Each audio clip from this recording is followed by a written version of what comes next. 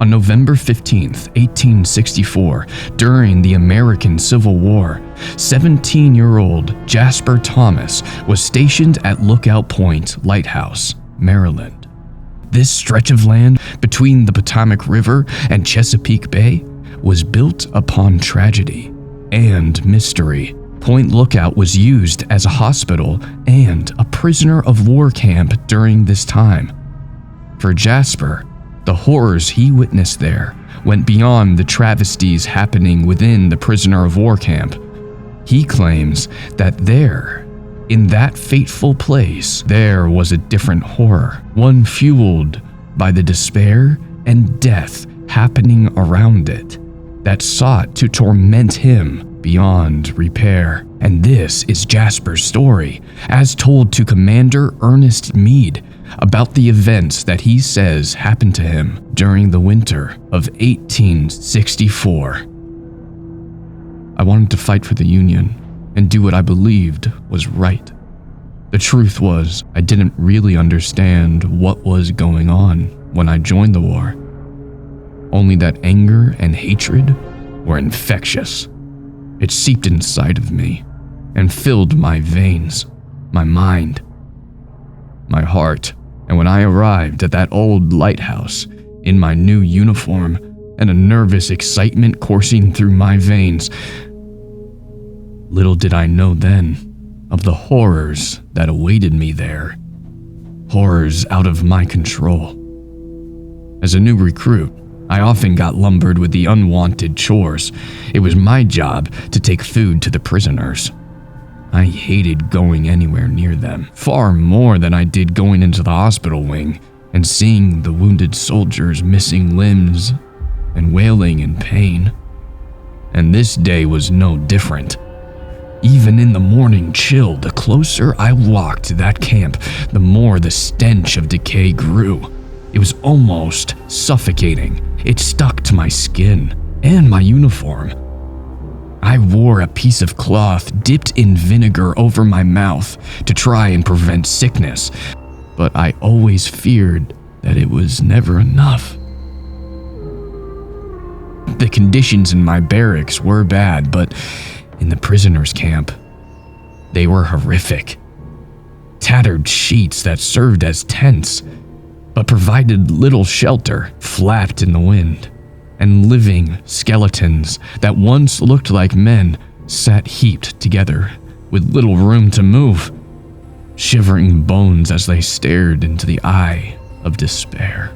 Along with my comrade Jacob, we pulled the wooden cart full of rotten fruit and veggies into the camp entrance and left it for those poor souls. They had such little strength left that the flies reached the food first, spoiling it further before any plagued hands could grab it. Once our job was done, Jacob and I fled that place like death itself was nipping at our heels. And this time, as we walked across the tainted place, I heard laughter. I turned to see a man there staring at me through the wired fence, his ripped clothes more dirt than fabric, and his face raw with frostbite. He laughed again, this low, lingering laugh, and then he pointed a bony finger directly at me, the skin peeling from it in patches, and he said, "You'll die here. You'll die here. You know what? You'll die here. The graves don't lie." Jacob pulled me away and told me to ignore him, that he was crazy, and I nodded in agreement, but the truth was that I couldn't shake those words out of my mind. That was when a feeling came over me. A feeling that something terrible was going to happen here, in this isolated place. I told Jacob I needed some time to think, and I walked off toward the beach. The waves were fierce, lapping crisp blue water onto the rocks. I watched it as if I was in a trance, the spray spitting across my face. The cold didn't bother me, but my actions were starting to. I didn't like the person I'd been molded into, but I didn't know what to do to change. I was there to do a job, to fight for my cause. As I sat there, Shivering away my own doubts, I saw this elderly woman right up ahead by the beach grass. Her long gray hair blew in the wind, and she was wearing a white nightgown, the hem weighed down with dirt. She peered along the line of beach grass as if she was searching for something. I watched her with confusion. The only women stationed here were a handful of nurses, but they were all young, far younger than this woman. I continued watching her, mesmerized by her frantic searching. Then she stopped what she was doing and looked directly at me with tear-stained eyes. There was something about her stare that seemed unnatural. It was as though she wasn't quite whole, and I could see straight through her. At the time, I blamed the brash, cold breeze, insistent it must be obscuring my sight. Although I found her presence here strange, I walked over to her and told her it wasn't safe out here. If the cold didn't get to her, then the swell might. She shook her head at me, a constant shaking, and then she reached out and grabbed my arm. Even through my wool jacket, her touch was icy cold. I was trying to make sense of it when, in a hushed voice, plagued with distress, she said, "Death seeks you. I seek the cemetery." I tried shaking her off, but her grip was far stronger than I thought possible. I felt the panic crawl across my mind. I didn't want to be stuck there at the will of this woman. I felt foolish for not gripping my musket as I approached her, but then I didn't think I would need to. I should know by now that in a place like this, threats can lurk in unexpected places. I tried to hide the fear from my voice as I said, "Ma'am, I don't know. It's cold. Let's go back to camp." And she kept her grip on my arm as she replied, "The cemetery has changed. Be wary. Mercy is lost." Then she let go of me and walked off across the beach. I heard my thudding heartbeat as I watched her leave. To me, it looked like she was gliding across the sand until she disappeared amid an icy fog that seemed to appear out of nowhere. I felt the throbbing from my arm, and I pulled up my sleeve, not believing my eyes. I stared at the handprint of frostbite, visible there on my skin as if I'd been touched by the coldness itself. I didn't know how it was possible, but I knew that this woman had done this to me. Gripping my musket, I charged after her, determined to find her and find out why she did this to me. I charged toward the fog, my musket shaking in my hand and my arm aching from the icy covering eating away at my flesh. I kept moving until the beach disappeared, lost to a stretch of dense trees. Through the thick fog and mass of leaves, I heard it. Singing. It sounded like some sort of nursery rhyme, but I couldn't place which one. It seemed to echo around me, echo around me, echo around me. Hello, is anyone there? Is anyone there? Is anyone there? Is anyone there? I called to the trees. My voice echoed back to me, causing me to emit a nervous laugh. At this point, I couldn't make sense of any of this. I thought I was going crazy. I started to think I'd imagined that woman as much as I imagined the frostbite handprint on my arm. I had to check my arm to be sure, to prove I wasn't losing my mind. I didn't even get a chance to roll my sleeve up before I heard it. Desperate shouts, followed by a series of gunshots.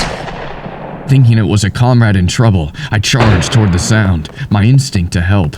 The next thing I knew, I was falling beneath the ground, landing on my ankle. With a thud, Pure fear etched across my face as I realized that I'd fallen into a grave. When I looked up, I let out a plea for help and I tried to work out how I was going to get out of here. No one answered. There was no way out. I sat there with dirt embedded beneath my fingernails, shivering and thinking I was going to die there. I don't know how I fell asleep. I just remember feeling something falling on me. I tasted it on my lips. Dirt.